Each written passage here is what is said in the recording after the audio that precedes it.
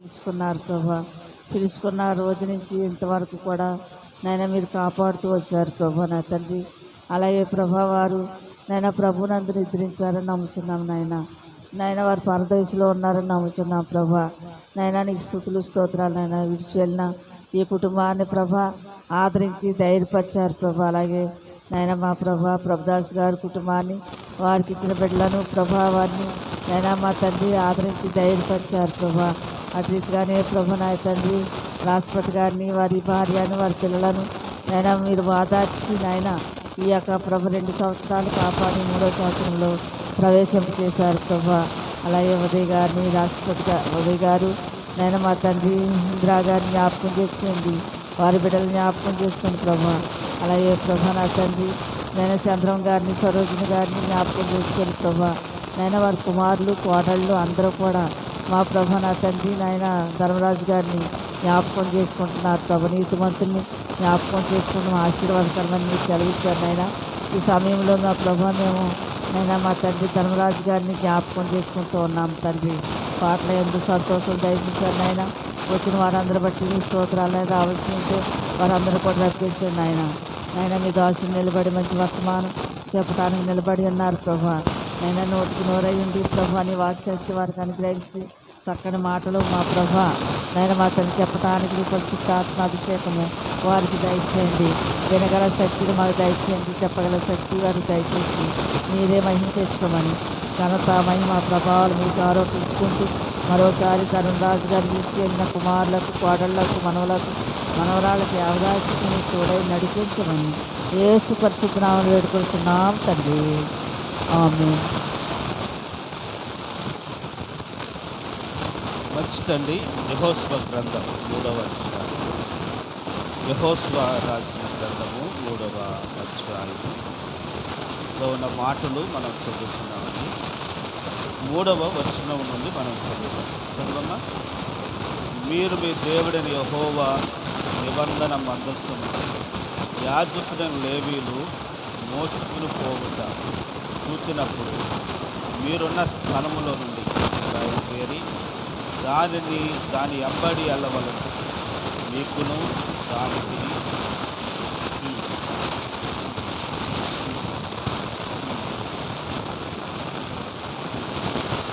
వెళ్ళినది కాదు.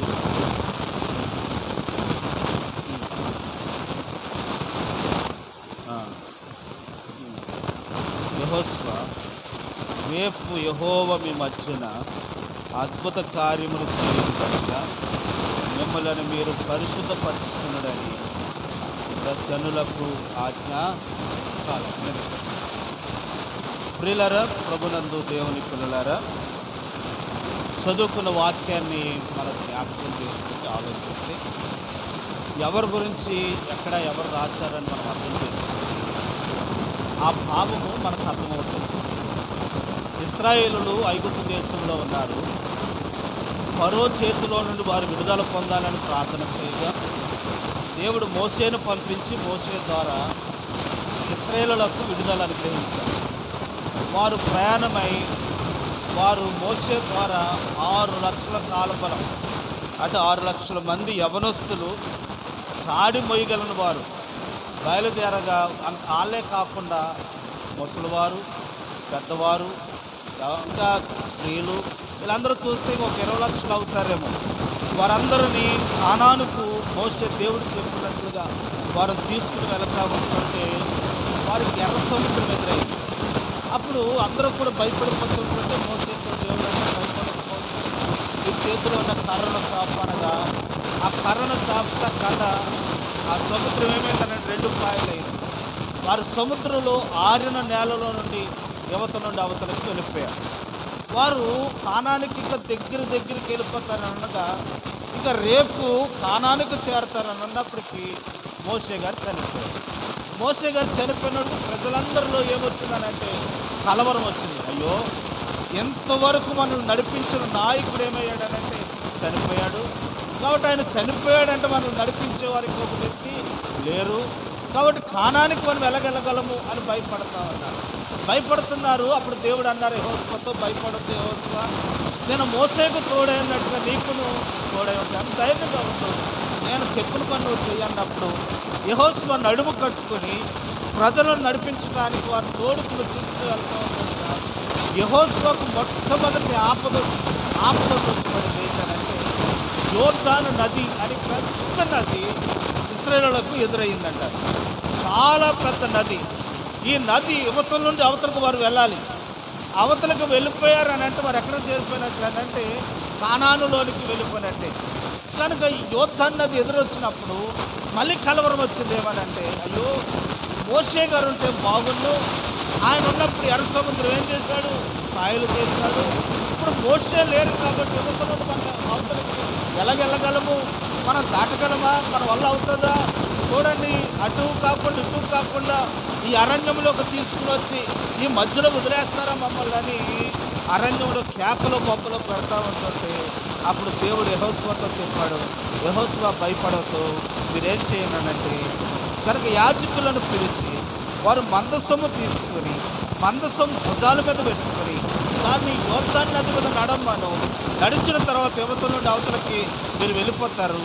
ప్రజలందరూ మందసం ముందు వెళుతూ ఉంటుంటే వెనకల ప్రజలు ఏం చేయాలనంటే ఆ మందసాన్ని వెంబడించినప్పుడు యువతల నుండి అవతలకి ఏమవుతారనంటే సులువుగా దాటేస్తారని చెప్పారు. పిల్లలకు ఈ మాట మనం అర్థం చేసుకుంటే దాంట్లో ఉన్న భావాలు మనకు సులువుగా అర్థమవుతాయండి. పిల్లలు గమనించండి, యోర్దాను నది అనగా అర్థం ఏంటంటే మరణం. ఈ మరణం అని యోర్దాను నది దాటాలనంటే కానీ మోషే లేడు. మోషే ఉంటే ఆయన ఎర్ర సముద్రాన్ని పాయలు చేసినట్టుగా పాయలు చేతుడేమో. కాబట్టి మోషే లేని కొత్త నాయకత్వం వచ్చిన యెహోషువకు ఇది కొత్త. కనుక ఇలాంటి సమస్య ఇప్పటిదాకా ఎదుర్కోలేదు. మరి ఆ సమస్యను ఎదుర్కోలేని పరిస్థితులలో యువతల నుంచి అవతలకు వెళ్ళటానికి వారు చేసిన పని ఏంటనంటే దేవుడు ఏం చెప్పారు ఆ పని వారు చేశారు. చేయటం వల్ల వచ్చిన మేలేంటి తెలుసండి. చూడండి, 3వ అధ్యాయంలో మనం చదువుతామండి. 3వ అధ్యాయంలో 13వ వచనంలో సర్వలోకనాథుడు యెహోవా నిబంధన మందస్సు మొయ్యు యాజకులు అరుకాలు యోర్దాను నది నీళ్లను ముట్టగానే యోర్దాను నది నీళ్ళు ఆపబడి ఏకరాశిగా ఏమైంది అని అంటే అండి నీళ్ళంటే అండి గట్టిగా రోడ్డుగా అయిపోయినాయి అంటారు. అంటే తావుగా తయారైనాయి అంటారు. చూడండి ప్రియులారా, మోషే దినాలలో అయితే ఇశ్రాయేలులు మారిన నేల మీద ఎర్ర సముద్రంలో నడిచారేమో, కానీ యెహోషువ దేవుడు చెప్పినట్టుగా చేసిన దాన్ని బట్టి వారు చాలా తేలికగా నీటి మీద నడుచుకుంటూ యువత నుండి అవతలకి వెళ్ళిపోయారు. యువత నుండి అవతలకి నీటి మీద నడుచుకుంటూ వెళ్ళిపోయారు. యువత నుండి అవతలకి నీటి మీద నడుచుకుని వెళ్ళిపోవటానికి కారణం ఏంటంటే వారు యోర్దాను నది దాటి వెళ్ళిపోవటానికి కారణం ఏంటంటే వారు చేసిన పనులు ఒక 7 ఉన్నాయి. ఈరోజు మనము కూడా 7 గుణలక్షణాలు కలిగి ఉంటాయి. ఒక రోజున మనం కూడా యోర్దాను అనే మరణాన్ని ఏం చేస్తామనంటే సులువుగా దాటేస్తాం. ఏమండి, మరణం అందరికి వస్తుందో కొందరికి వస్తుందో? అందరికి వచ్చినప్పుడు ఈ యోర్దాను నదిని వారు దాటినట్టుగా మనము యువతల నుండి అవతలకు దాటేవారు. ఇంకో విషయాన్ని గమనించాలి, యోర్దాను నది యువతలు ఉంటే వారు అరణ్యము, వారికి తినటానికి ఏమీ లేదు, వారు కష్టపడాలి, బాధపడాలి. ఈ యోర్దాను నది అవతలు దాటేస్తే పాలు తేనెలు ప్రవహించే దేశం, అక్కడ శాశ్వతమైన ఆస్పదాలు, వారికి కట్టని ఇల్లులు ఉన్నాయి, అక్కడ సమృద్ధైన ఆహారం ఉంది. కనుక వారు కానానులోకి వెళ్ళాలంటే మీరు ఒకటి దాటవలసి ఉంది. ఏంటంటే మరణము దాటవలసి ఉంది. అందరికీ మరణం వస్తుందండి. ఈ మరణము దాటాలనంటే యోర్దాను నది వారు దాటినట్టుగా మనము కూడా ఈ మరణాన్ని ఎదుర్కోవాల్సి వచ్చినప్పుడు ఈ గుణలక్షణాలు మనకు ఉండాలి. ఏమిటా గుణలక్షణాలు? ఈ గుణలక్షణాలు ఉన్నవాడంటండి సులువుగా మరణాన్ని దాటి అవతలకు వెళ్ళిపోతారట. వీళ్ళని గమనించండి. ఒక దైవజనుడు ఏమన్నాడు తెలుసా, మీరు చనిపోయేలా ఉన్నారు కదంటే ఆయన చెప్పాడు, నేను చనిపోతాను నిజమే, కానీ నేను చనిపోతున్నాను అంటమే కాదు, కానీ నేను చనిపోతాను అనొద్దు, నేను అడ్రస్ మార్చుకుంటున్నాను అన్నాడట. అంటే వీళ్ళరా ఈ ఊరు నుండి ఇంకొక ఊరికి, మరణం కూడా అటువంటిది. మనము బతికే ఉంటాం, ఈ ఊరు నుండి ఇంకొక ఊరికి మనం దాడతాం. ఎవరు వెళ్తారు అని అంటే ఈ ఊరు నుండి ఇంకొక ఊరు ఎవరు వెళ్ళగలరు? యువతల నుండి అవతలకి ఇంకొక ఊరు దాటినట్టుగా యోర్దాను నది దాటినట్టుగా మరణాన్ని ఎవరు దాటగలరు అని అంటే చూడండి, ఒక్కొక్క విషయాన్ని మీకు జ్ఞాపకం చేస్తాను. 3వ అధ్యాయంలో కొత్త చూడండి, 3వ అధ్యాయం 3వ వచనం, యెహోషువ గ్రంథం 3వ అధ్యాయం 3వ వచనం. మీరు మీ దేవుడైన యెహోవా నిబంధన మందసమును యాజకుని లేవీయులు మోసుకొని పోవుట చూచినప్పుడు మీరున్న స్థలములో నుండి బయలుదేరి దాన్ని ఎంబడి ఏం చేయాలట? చూడండి, యాజకులు ఆ మందసాన్ని భుజాన్ని మీద ఎట్టుకుని, ఆ భుజాన్ని మీద ఎట్టుకున్న తర్వాత వారు నడుచుకుంటూ వెళ్తున్నప్పుడు ఆ మందసాన్ని చూసుకుని మీరు ఏం చేయాలట? ఎంబడించుకుంటూ వెళ్ళాలి. దేన్ని చూడాలి? మందసాన్ని చూడాలి. మందసాన్ని చూసినప్పుడు వారు యోర్దాను నది దాటి వెళ్ళిపోయారు. వీళ్ళని గమనించండి, ఈరోజు మరణాన్ని వారు యోర్దాను నది దాటి వెళ్ళిపోయినట్లుగా మనము కూడా యోర్దాను అనే మరణాన్ని దాటుకుంటూ వెళ్ళాలనంటే ఈరోజు మనం కూడా ఎవరిని చూడాలనంటే ఆ మందసాన్ని చూసినట్టుగా ఈరోజు ఎవరిని చూడాలి? యేసయ్యను చూడాలి. కనుక ప్రియులారా, మన మరణము రాక మునిపే యేసయ్యను చూడాలి. ఎవరైతే ఆయన చూస్తారో, మందసాన్ని చూచి వారు యాజకులు వెళుతున్నప్పుడు మందసాన్ని చూచి నడుచుకుంటూ వెళ్ళినట్టుగా మనం కూడా యేసయ్యను చూడాలి. అందుకే బైబిల్ ఏమన్నా తెలుసండి, విశ్వాసమునకు కర్తయు దాన్ని కొనసాగించువాడైనా యేసు వైపు చూడాలంట. ఎవరి వైపు చూడాలి? యేసు వైపు చూడాలి. ఆయన వైపు చూచి ఈ లోకయాత్రలో సాగుతున్నప్పుడు ఒకరోజు మరణం వస్తుందట. మరణం వచ్చినప్పుడు సులువుగా యువత నుండి అవతలకి వెళ్ళిపోతాం. ఒకవేళ యేసయ్యను కలిగి ఉండకుండా, యేసయ్యను చూడకుండా ఈ లోక యాత్ర ముగించిన తర్వాత కనుక యువత నుండి అవతలకి వెళ్ళినప్పటికీ అవతల ఎక్కడ పడతామనంటే అగ్నిగుండంలో పడతాం. కనుక అగ్నిగుండంలో పడకుండా ఉండాలనంటే ఈరోజు మనం ఎవరు చూడాలట? యేసయ్యను చూడాలి. కాబట్టి ప్రియులారా, యేసయ్యను చూస్తే మనకు కనపడింది ఏంటి అనంటే, యేసయ్యను చూస్తే మనకు కనపడుతుంది, యేసయ్యలో ఉన్నది ఏం కనపడుతుంది అనంటే ఆయన పరిశుద్ధత. కనుక ఆయన నడక, ఆయన మాట, ఆయన తగ్గింపు, ఆయన వినయము, ఆయన నడిచిన విధానము. కనుక శత్రువు సైతం కూడా ఆయన ఏం చేశాడు? క్షమించి ప్రేమించిన లక్షణాలు ఈ లోకంలో మనం జీవించే వారిగా ఉంటే కనుక యోర్దాను నది దాటి వెళ్ళినట్లుగా మనము కూడా ఈ లోకయాత్ర దాటి మనం వెళ్ళిపోతాం. ఈరోజు ప్రియులారా, దేవుని వాక్యంలో చూస్తాం చూడండి, మత్తయి సువార్తను మనం గమనిస్తే కనుక పేతురు ఒక రోజున చేపలు పడతా కానీ వారు దోణిలో వెళుతూ ఉంటుండగా ప్రియులారా, గొప్ప తుఫాను వచ్చిందంట. యేసయ్య వారు సాగుతామేమని భయం వేస్తుందంట పేతురు వారికి. యేసయ్య వారి దగ్గరికి వెళ్ళి నిలబడ్డాడట. నిలబడినప్పుడు భయపడొద్దు అని చెప్పిన తర్వాత యేసయ్య ఏమన్నారనంటే, ఇగో నేనే, మీరు భయపడొద్దు అన్న తర్వాత పేతురు, నీవే అవుతే నువ్వు నీటి మీద నడిచినట్టుగా నువ్వు నన్ను నడిపించు అన్నాడు. చూడండి ప్రియులారా, మత్తయి సువార్త 19వ అధ్యాయము 9వ వచనాన్ని చదువుతాం. 9వ అధ్యాయం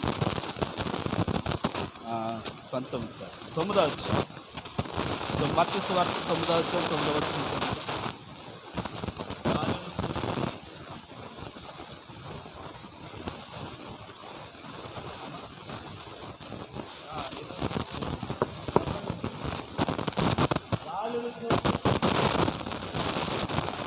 గాలిని చూచి భయపడి నన్ను రక్షింపుమని కేక వేశాను.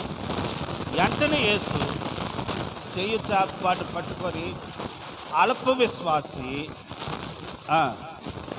అతనితో ఇక్కడ మనం చూస్తే పేతురు యేసయ్యను చూస్తూ నడిచినప్పుడంట చక్కగా నడుచుకుంటూ వెళ్ళిపోయాడట. గాలిని చూడగా ఏమైపోయాడటండి? మునిగిపోయాడు. ఈరోజు మనం చూడవలసిన గాలిని ఈ లోక సంబంధమైనవి కాదు. మనం చూడవలసింది ఏంటంటే యేసయ్య ప్రవర్తన, యేసయ్య జాలి, యేసయ్య ప్రేమ, యేసయ్య నడిచిన నడత. అలాగూ మనం ఈ లోకంలో నడిస్తే కనుక ఇదిగో మనం మునిగిపోకుండా యోర్దాను నది దాటినట్లుగా మన పరలోకానికి ఏమవుతామనంటే చేరతామనే విషయాన్ని మీకు తెలియపరుస్తూ ఉంటున్నాను. కనుక ప్రియులారా, గాలిని చూచి మునిగిపోయాడట. ఈ లోకంలో మనము కూడా ఆ విషయాలు చూచి మునిగిపోయేవారుగా కాక యేసును చూచి సాగిపోయేవారుగా ఉండాలని ప్రభు పేరట మీకు మనవి చేస్తూ ఉంటున్నాను. కాబట్టి ప్రియులారా, చూడండి దేవుని వాక్యంలో మనం చూస్తూ ఉన్నాం. కనుక పేతురు గాలిని చూచాడు, మనమైతే యేసును చూచి విశ్వాసమునకు కర్తయు దాన్ని కొనసాగించేవాడైన యేసయ్యను చూసి నడిచినప్పుడు మనం మునిగిపోం అనే విషయాన్ని తెలియపరుస్తూ ఉంటున్నాను. ప్రియులారా, నేను చాలాసార్లు అంటూ ఉంటాను, యేసయ్య ఈ లోకంలో పరిశుద్ధుడిగా, నీతిగా, భక్తిగా ఆయన ప్రేమిస్తూ ఈ లోకంలో జీవించినట్టుగా ఆయన మనకు మాత్రం చెల్లాడు. ఆయన చూసుకుంటూ మనం అలా నడిస్తే ఆయన ఎక్కడికి వెళ్ళాడో మనం ఎక్కడికి వెళ్తాం. ఆయన ఎక్కడికి వెళ్ళాడు అని తండ్రి కుడిపార్శ్వమున పరలోకానికి వెళ్ళాడు. మనము కూడా అక్కడికి అలాగ నడుస్తూ వెళతాం అనే విషయాన్ని తెలియపరుస్తూ ఉంటున్నాను. కాబట్టి మొట్టమొదటిగా ఆ మందసాన్ని చూస్తూ నడిచారట. చదువుతా చూడండి, మళ్ళీ వద్దాం. యెహోషువ గ్రంథము 3వ అధ్యాయంలోకి వస్తే ఆ యాజకులు ఆ మందసాన్ని ఏం చేశారని అంటే మోసుకుంటూ వెళ్ళారట. అమ్మ, మందసాన్ని ఏం చేశారు? మోసుకుంటూ వెళ్ళారట. అంటే ఇప్పుడు మందసాన్ని మొయ్యాలి. అమ్మ, మనవతో ఏం చేస్తాం తెలుసా? చిన్న పడవ కట్టించి ముందు ఆ పడవలో మందసాన్ని పంపి వెనకాల బయలుదేరి వస్తుంది. కానీ వీరు అలా చేయలేదు. దేవుడు చెప్పినట్టుగా యాజకులు మందసాన్ని మోసినట్టుగా ఈరోజు యేసయ్యను ఏం చేయాలి? మనం మొయ్యాలి. కనుక ఆయన మోసినప్పుడు ప్రియులారు, అందుకే యేసయ్య ఏమన్నాడు తెలుసా? మత్తయి సువార్తలోనే కనుక నా సిలువను ఎత్తుకొని, చూడండమ్మా 16వ అధ్యాయం 24వ వచనంలో ఏమంటారనంటే, ఎవడైనా నన్ను ఎంబడింప కోరినట్లయితే నన్ను ఎంబడించేవాడు ఏం చేయాలి తెలుసండి? తన సిలువను ఎత్తుకొని తను ఉపేక్షించుకొని నా సిలువను ఎత్తుకొని నన్ను ఏం చేయాలట? నేను ఎక్కడికి వెళ్ళానో మీరు అక్కడికి రావాలనంటే నన్ను ఎంబడించాలనుకున్నవాడు తను తాను ఉపేక్షించుకొని ఈ లోకాన్ని విడిచిపెట్టుకొని ఈ లోకములో అసహించుకొని నా సిలువెత్తుకొని అప్పుడు ఆయన ఏం చేయాలట? సిలువెత్తుకోవడం అంటే ఏంటంటే శ్రమ అనిపించటం. యేసయ్యతో మనం కూడా ఏం చేయాలి? శ్రమానుభావం గలవారిగా. వీళ్ళరా, ఇప్పుడు తల్లిదండ్రులు ఉన్నారండి. తల్లిదండ్రులు సంపాదించిన ఆస్తికి హక్కుదారులు అవ్వాలంటే వారితో పాటు మనం ఏం చేయాలి? కష్టపడాలి. వారితో కూడా మనం కలిసి ఉండాలి. ఇప్పుడు చిన్న వయసు అనుకోండి, అమ్మా నాన్నలు పనికి వెళ్తూ ఉంటుంటే చిన్నపిల్లలు వాళ్ళ కష్టపడతారంటే వారు పనికి వెళ్తాం కాదు. చిన్న వయసులో ఏం చేయాలనంటే చదువులో కష్టపడాలి. ఒక వయసు వచ్చినాడికి కాలేజీలో కష్టపడాలి. ఒక వయసు వచ్చినాడికి ఉద్యోగం వస్తుంది. ఉద్యోగం వచ్చిన తల్లిదండ్రులు కష్టపడి ఏమవ్వాలి? వినాలి. కనుక తల్లిదండ్రులు కష్టపడి పిల్లలు పాలి భాగస్తులు అవుతేనే ఆ కష్టానికి వీరు ఏమవుతారనంటే, ఆ సంపాదించిన ఆస్తికి ఏమవుతారనంటే హక్కుదారులు అవుతారు. అంటే తల్లిదండ్రులతో పాటుగా వారి కష్టాన్ని ఏం చేయాలనంటే పంచుకోవాలి. కనుక యేసయ్య కూడా ఏమంటాడనంటే, మీరు నన్ను ఎంబడింపు కోరితే కనుక నా వల్ల మీరు కూడా ఈ లోకంలో ఏం చేయండి? కష్టపడండి. నా వల్ల మీరు లోకంలో కష్టపడి నా సిలువెత్తుకొని అనేక మందికి సాక్షాత్తంగా మీరు నా కొరకు స్వాత ప్రకటించండి. నేను ఎక్కడికి వెళ్ళానో మీరు కూడా అక్కడికే వస్తారంటున్నాడు. నా మాట అర్థమైందండి? యేసయ్య వలె ఈ లోకంలో మనం ఏం చేయాలి? కష్టపడాలి. సిలువెత్తుకొని ప్రయాసపడాలి. సిలువెత్తుకొని సువార్త కొరకు పరుగులెత్తాలి. నువ్వు ఎంత కష్టపడితే అంత ప్రతిఫలాన్ని దేవుడు మనకి ఇస్తాడు. ఒకటి ప్రియులారా, కనుక మందసాన్ని వారు ఎంబడించారట, దాన్ని ఎత్తుకున్నారట అండి, దాన్ని చూచారట. ఈరోజు మనం కూడా అలాగ యేసయ్యను చూసుకుంటూ ఈ లోకంలో సాగిపోతే కనుక మన జీవితము ధన్యమవుతుందనే విషయాన్ని మీకు తెలియపరుస్తూ ఉంటున్నాను. రండి మన పాఠంలోకి వచ్చేద్దాం. కనుక యెహోషువ గ్రంథంలో మరొక మాటను మనం గమనిస్తే, దాన్ని ఎంబడి వెళ్ళవలను, మీకును దానికి దాదాపు రెండు కొనల మూరల ఎడమ ఉండవలను,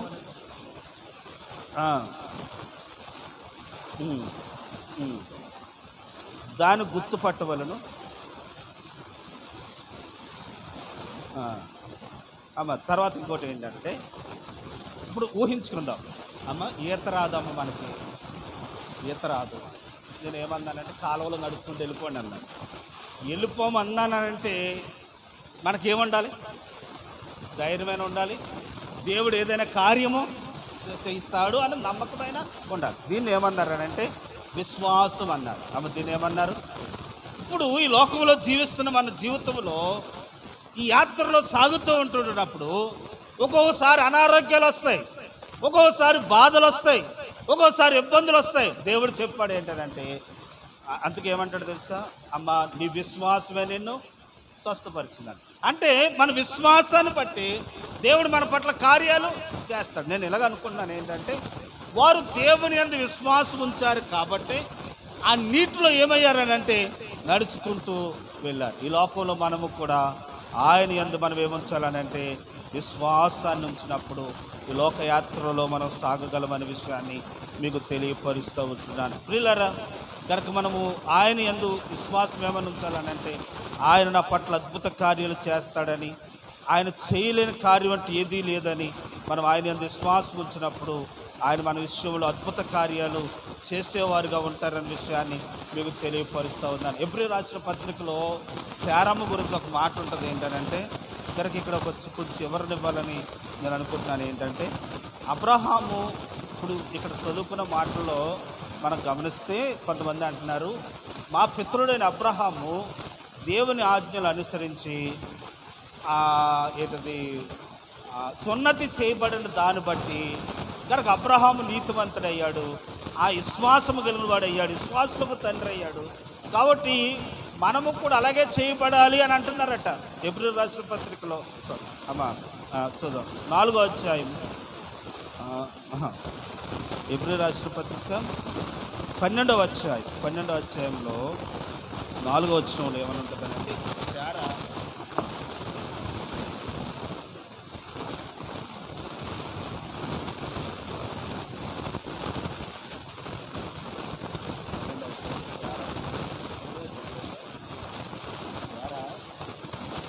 విశ్వాసులకు మృతులైన శరీరం అయినప్పటికీ ఆమె గర్భం ధరించుకున్న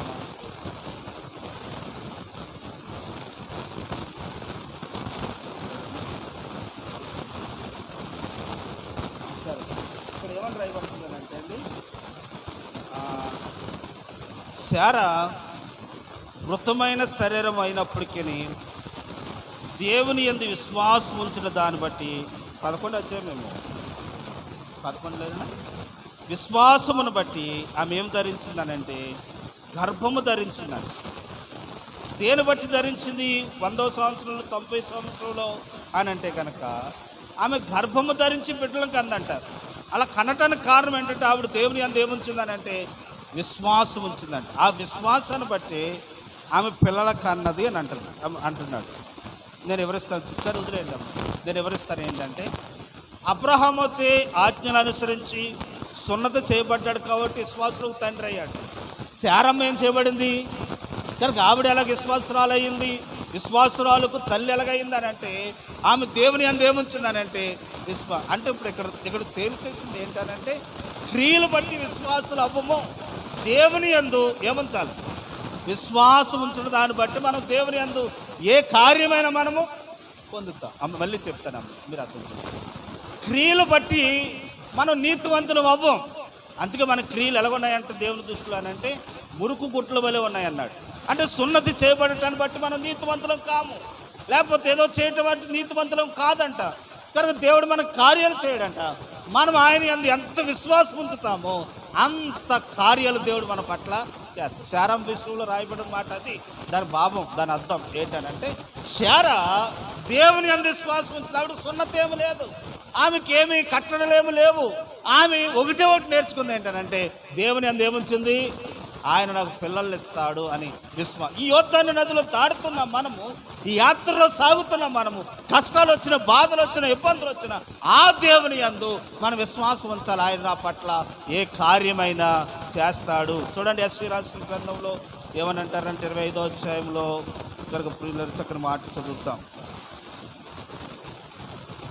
ఆయన యందు విశ్వాసం ఉంచిన వాడంట ఎన్నడూ కలవరం నందడంట. అమ్మ 28వ అధ్యాయం, ఎస్సీ రాసిన గ్రంథం 28వ అధ్యాయం 16వ అధ్యాయం.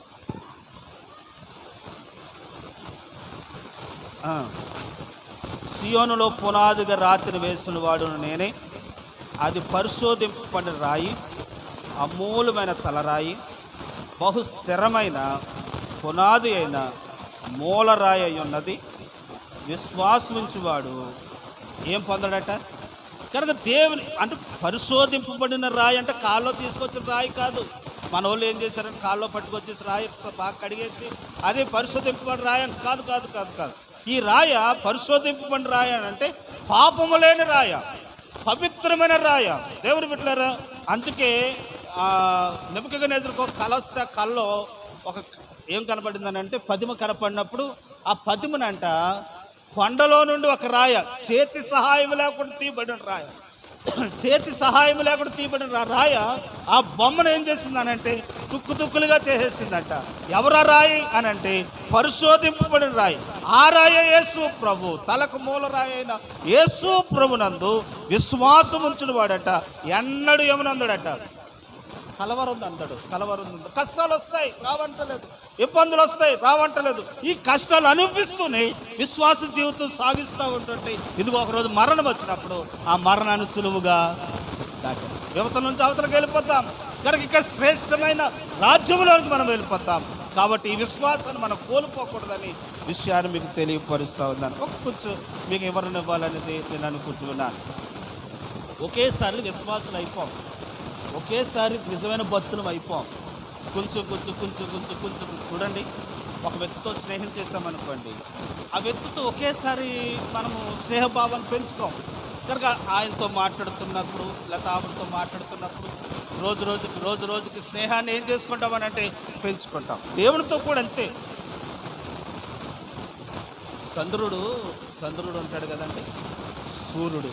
చంద్రుడు తనకు తానే ప్రకాశిస్తున్నాడా లేకపోతే వేరే కాంతిని తీసుకుని ప్రకాశిస్తున్నాడు అని అంటే వేరే కాంతిని తీసుకుని ఏం చేస్తామన్నాడు ప్రకాశం. ఇప్పుడు చూడండి, చంద్రుడు రాత్రి ప్రకాశిస్తున్నాడు అని అంటే పగలు సూర్యుని కాంతి చంద్రుడు ఏం తీసుకుంటాడనంటే ఆకర్షించుకుని రాత్రంతా ఏం చేస్తాడనంటే ప్రకాశిస్తాడట.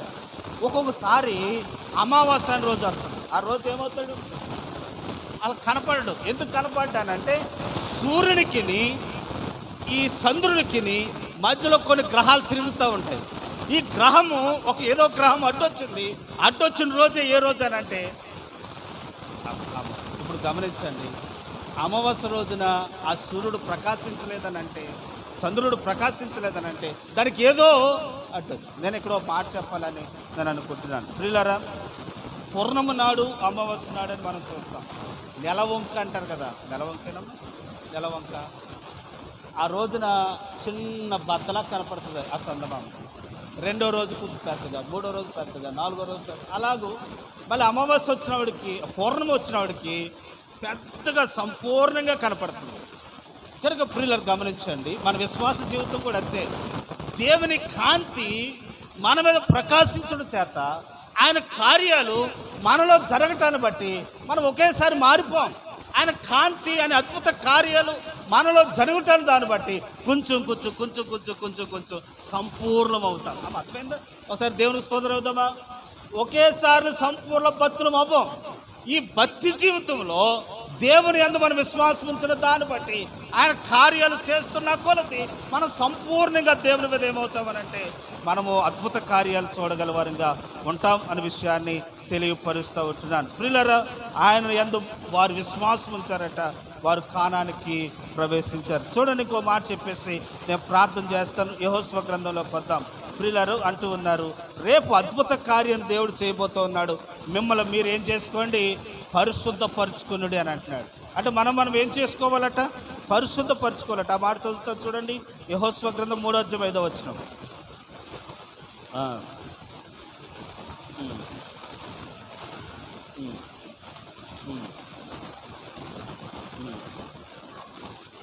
మిమ్మల్ని మీరు ఏం చేసుకోండి అంట. మనం దేవుడు అద్భుత కార్యం చేయబోతుండగా మనం ఏం చేసుకోవాలనంటే ప్రియులారా, మనం పరిశుద్ధపరచుకున్నప్పుడు దేవుడు మన పట్ల అద్భుత కార్యాన్ని చేస్తాడు. నేను ముగిస్తూ ఉన్నానండి. వారు యోర్దాను నది దాడుతూ ఉంటుండగా అవతలకు వెళ్ళిపోయిన తర్వాత అప్పుడు ఏం జరిగిందనంటే దేవుడు చెప్పారు 4వ అధ్యాయంలో, మీరు ఎక్కడో నిలబడ్డారో యోర్దాను నదిలో, అక్కడ నుండి 12 రాళ్ళు తీసుకుని ఒడ్డు మీదకి తెచ్చి ఒడ్డు మీద వేయండి అన్నాడు. 4వ అధ్యాయం 3వ వచనం. యాజకులు కాలు నిలిచిన స్థలమున 12 రాళ్ళను తీసి బస్సైస్ వాటిన చోట వాటిని ఏం చేయాలట? వాటిని నిలబెట్టుడని దేవుడు ఆజ్ఞ ఇచ్చాడు. ఈ మాట చెప్పేసి నేను ప్రార్థన చేస్తాను. ఇప్పుడు దేవుడు ఏమన్నాడు తెలుసా అండి? వారు యోర్దాను నది దాడుతూ ఉంటుండగా యోర్దాను నదిలో నుండి 12 రాళ్ళు తీసి ఎక్కడేమన్నాడట?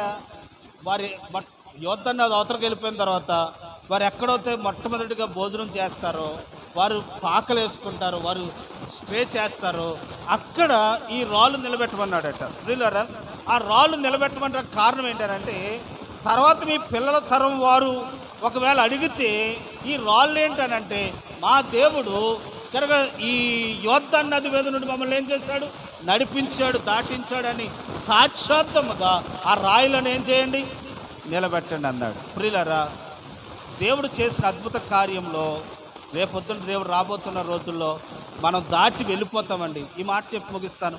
అందరూ ఒకసారి దేవుని స్తోత్రం చెప్దామా. మనం దాటి వెళ్ళిపోతాం. వెళ్ళిపోయిన తర్వాత వచ్చిన తరము మన బట్టి దేవుని తెలుసుకునేలాగా మనం ఈ లోకంలో కొన్ని క్రియలు విడిచిపెట్టి వెళ్ళాలి. మీకు అర్థమయ్యే రీతిలో చెప్తాను. మొన్న ఎవరు లంకపల్లి రాజుగారు విజయమ్మ వారు అల్లుడు చనిపోతే పలకరించడానికి వెళ్ళాం. పలకరించిన తర్వాత ఆవిడ అల్లుడు గారి గురించి అడుగుతూ ఉన్నాం. అడుగుతూ ఉంటుంటే విజయమ్మ గారు ఏం చేసిందనంటే నవక్ గారి గురించి చెప్తా ఉంది. ఆయన ఎంత భక్తుడండి, ఆయన ఎంత మంచోడండి, ఎవరి దగ్గర రూపాయి ఆశించలేదండి, ఎలా పెంచుకొచ్చాడండి, అందరూ అయ్యబాబు ఆయన భక్తుడండి అని చెప్తా ఉంది. నాకు అప్పుడు అర్థమైంది ఏంటి తెలుసా, నేను మిమ్మల్ని ఆదరించడానికి వస్తే మీరు మమ్మలను ఆదరించవమ్మా అనుకుని అప్పుడు అనుకున్నాను ఏంటంటే నోవహు గారు లేకపోయినా ఆయన సాక్ష్యం ఏమై ఉంది, నిలుచుంది. రేపు పొద్దున మనం వెళ్ళిపోయినా మన సాక్ష్యం ఏమై ఉండాలి, నిలుచు. అదే రాళ్ళు. వారు ఆ యోర్దాను నదిలో తీసిన రాళ్ళు ఒడ్డు మీద వేసినట్టుగానే మన సాక్ష్యం ఏమై ఉండాలనంటే నిలిచి ఉండాలి. ఒక మాట చెప్తాను వినండి. నోవహు గారు ఉండగా ఎవరు జనం వచ్చేవారు కాదు, నోవహు గారు ఉండగా ఎంతమంది కూడా ఉండేవారు కాదు. కనుక ఆయన మీద అందరూ వ్యతిరేకమే. ఎందుకనంటే డ్యాన్సులు వేయనివ్వడని, చేశాడని, ఏమేమో అల్లరి చేయనివ్వడని, క్రమమని, అదని ఇదని. కనుక జనాలు వచ్చి వెళ్ళిపోతూ ఉండేవారు. ప్రియులు, నేను అంటూ ఉన్నాను, వచ్చి వెళ్ళిపోయినా ఆయన మాటలు ఆయన వారి హృదయంలో నేటికి ఉండిపోయినాయి. ప్రియులారా, కదపండి ఎవరినైనా నోవహు గారు తెలిసిన వాళ్ళని ఇప్పుడుగా చెప్తారు. నేను అంటున్నది ఏంటనంటే నోవహు గారు చనిపోయి వారు వెళ్ళిపోయినా ఆయన తర్వాత తరానికి ఆయన సాక్ష్యాన్ని నిలిపి వెళ్ళాడు. ఈరోజు మన తరము తర్వాత మన సాక్ష్యాన్ని ఏం చేయాలి చూడండి. యోహాను రాసిన పత్రిక మొదటి అధ్యాయంలో మనం చదివితే యోహాను అంటాడు, మేము కన్నులారా ఏమి చూచితమో, కన్నులారా దేని కనుగొంటమో. చదవమ్మా. యోహాను పత్రిక మొదటి అధ్యాయం మొదటి వచనం.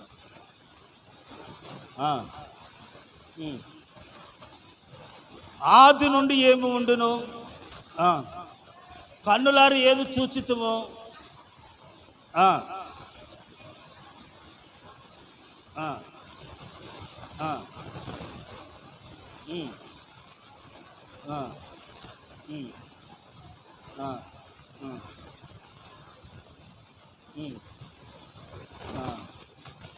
ఆ జీవము గురించి ఏం చేస్తా ఉన్నాం ఇప్పుడు నేను చూడండి. యేసు ప్రభు గురించి యోహాను శిష్యులు ఏం చేశారు, యేసు ప్రభు గురించి సాక్ష్యం ఇచ్చారు. ఆయన క్రియలు వీరు సాక్ష్యం ఇచ్చారు. ఆయన తర్వాత ఆయన శిష్యులు, ఆయన తర్వాత నోవహు గారు తర్వాత మనము. రేపొద్దున మనం వెళ్ళిపోతాం. కానీ మన తర్వాత వచ్చిన తరానికి మన బట్టి ఏం నేర్చుకోవాలి, ఒక సాక్ష్యాన్ని విడిచి వెళ్ళాలి. ఆయన పలానా ఆయన ఉండేవాడురా, చాలా బాగా పాటలు పాడేవాడురా, పలానా ఆయన ఉండేవాడురా, ప్రార్థన అంగులార్పు చేసేవాడురా అంటే ఏం విడిచిపెట్టి వెళ్ళాం. ఇప్పుడు ఎవరో ఒక ఆయన అండి, ఏం పేరంటే సామిల్ గారి చర్చిలో ఒక ఆయన ఉండేవాడు, సాకలు ఆయన పాట ఎప్పుడు ఏం పేరు, ఎల్లారావు గారు రాఘవరావు ఆయన అండి. ఆయన గుర్తుండిపోయాడు. ఆయన నిలబడితే చాలు పాట పాడినప్పుడు ఇలాగ పాడేవాడు. కనుక ప్రియులు, నేను అంటున్న మాట ఏంటంటే ఆయన చనిపోయిన ఆయన సాక్ష్యము నిలిచిపోయాడు. కాబట్టి మనుషుల గురించి కాదు ఈరోజు మనం బతి చేయవలసింది, మన తర్వాత వచ్చిన తరానికి నన్ను బట్టి వారు ఏదో పిల్లలు నేర్చుకోవాలి అని వారి సాక్ష్యాన్ని నిలిపినట్టుగా మన సాక్ష్యాన్ని మనం నిలపాలి. కాబట్టి ఈరోజు బతుకుండగా మంచోడు అంటారు, చచ్చిపోయిన తర్వాత చెప్పుకుంటారు మన మంచితనాన్ని. కాబట్టి ఈరోజు ప్రియులారు గమనించండి, మన రాబోయే తరానికి సాక్షిగా రాళ్ళు నిలబెట్టినట్టుగా మన క్రియలు బట్టి మన రాబోయే తరానికి సాక్ష్యాన్ని చెప్పాలి. అలాగూ తాటిపల్లి ధర్మరాజు గారు వారు దేవుని దగ్గరికి వెళ్ళారు. వారు సాక్ష్యాన్ని విడిచిపెట్టి వెళ్ళారు. వారు దేవుణ్ణి వెంబడించారు. వారు దేవుని అందు విశ్వాసం ఉంచారు. వారు దేవుని మందిరంలో మానకుండా వచ్చేవారు. ప్రతి మొదటి ఆదివారం ప్రభు బలలో వారు పాల్పొంపులు పొందేవారు. ఇవ్వకపోతే దెబ్బలటాడి తీసుకునేవారు. ఆయనకి ఎంత విశ్వాసం అండి ప్రియులారా.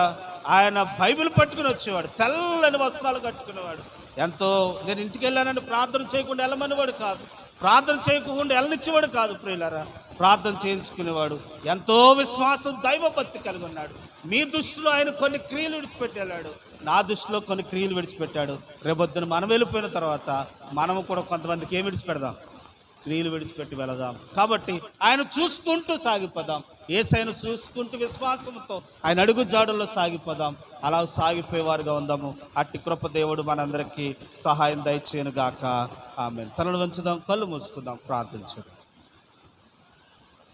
ప్రియులారా, ఒకసారి మనం పరీక్ష చేసుకుందాం.